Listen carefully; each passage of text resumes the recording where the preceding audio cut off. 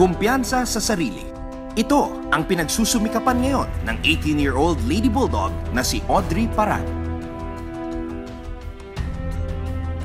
High school volleyball standout mula Batangas si Audrey.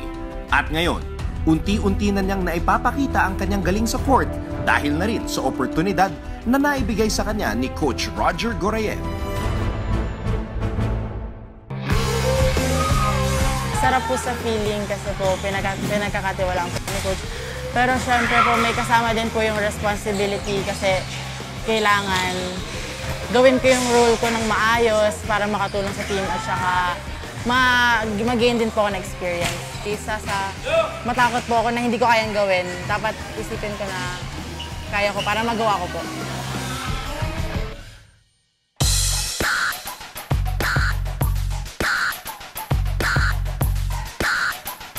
Kaya't puspusan na rin ang training nila Audrey at ng Lady Bulldogs para mapanatili sa kanila ang Shakey's V-League Collegiate title. Ayon kay Coach Roger, bago ang muka ng defending champions. Itong team kasi na to, parang nagre-rebuild kami, service reception. Yun talaga yung talagang focus namin ngayon, pati depensa. Kasi nakakalimutan yung defensive side. Binalik lang namin, nagpo-focus kami ngayon sa depensa talaga.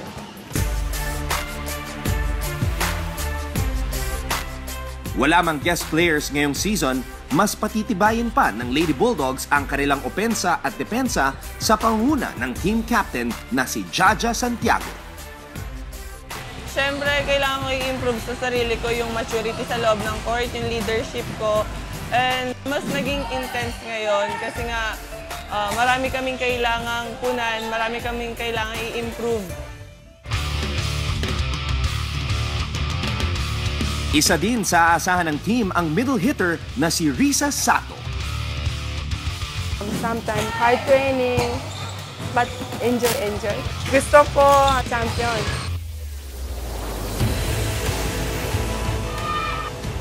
Expect the Lady Bulldogs to bite back this season dahil ang puso ng isang kampiyon ay hindi basta-basta magpapatalo. Yung pressure naman, kailangan naming iset aside. The title, kailangan pa rin namin paghirapan. Defending champion tayo, kahit bago tayo, dapat yung laro natin as a defending champion pa rin.